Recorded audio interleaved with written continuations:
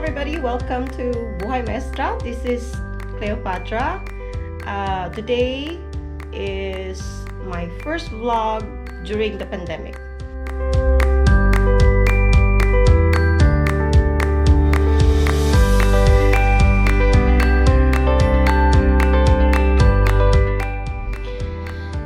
Tagal-tagal na din ako hindi nakapag-vlog. Kasi nga, sa pangyayari ngayon, ngayong pandemic, nung March 13 pa nag-umpisa yung walang pasok, tapos nagkaroon ng quarantine, nag-lockdown, nag-enhance quarantine na naman. At that time, parang, hindi talaga ako, parang wala na sa mind ko magawa ng video. From what is going on.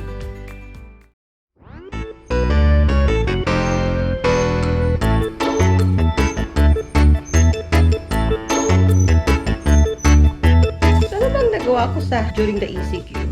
I did a little bit of a gardening. Na importante talaga na magtanim tayo ng gulay.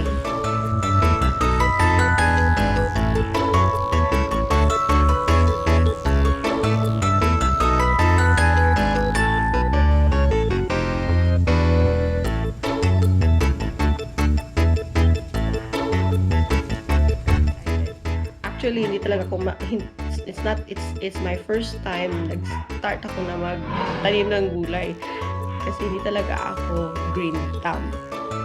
But again, sa ka-ECQ tayo, wala tayong hindi tayo makagala.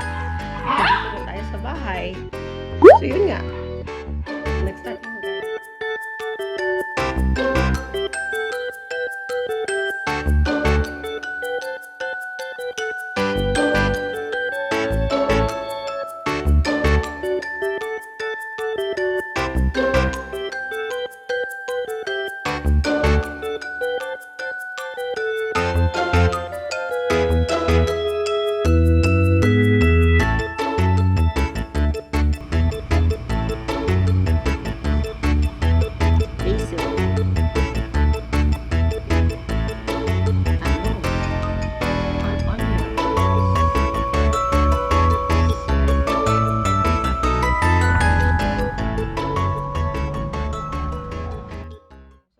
Kangkong.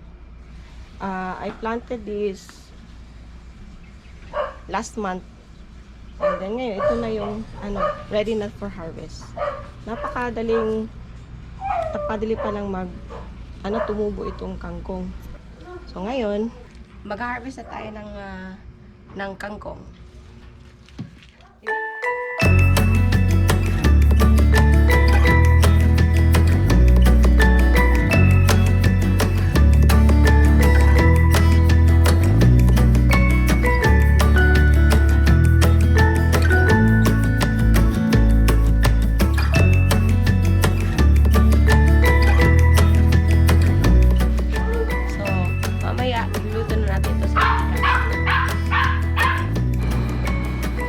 Ito naman yung mga seed packets, mga seeds ko na binili.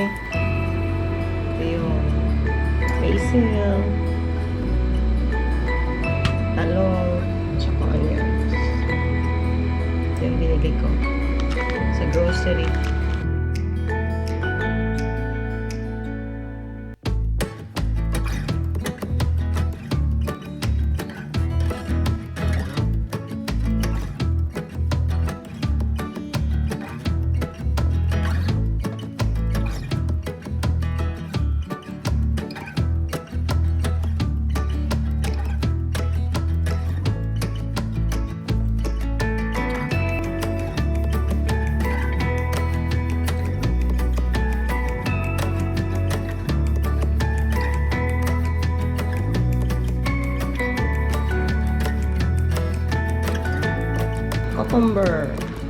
Cucumber, tsaka may kalabasa, dinry ko. Pero, patola. Ito yung string beans.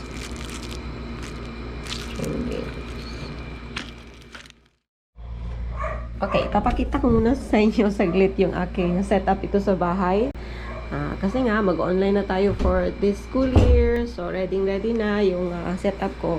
So, dito yung may camera ako dito sa front. Kasi nga, magagawa din ako ng mga videos for lessons para sa learning material. And then, ito yung mga notes ko, ball pen. At saka, may additional akong lamp para may maganda yung lighting. And then, ito yung green screen. Nilagyan ko ng green screen dito para sa background. So, yan. Yan na yung setup ko. Yan yung setup ko dito sa bahay. At, ayan na. Luto na ang aming bangos sinigang. Ito na yung kangkong na inarvest ko kanina. Sarap-sarap. Sa susunod, kapag magbunga na yung aming talong, yung radish namin, pati onions, at saka yung siling haba, hindi ko na kailangan na magbili pa ng gulay. Yan ang aking objective sa garden ko. Sarap! Tatapusin ko na yung aking pagkain.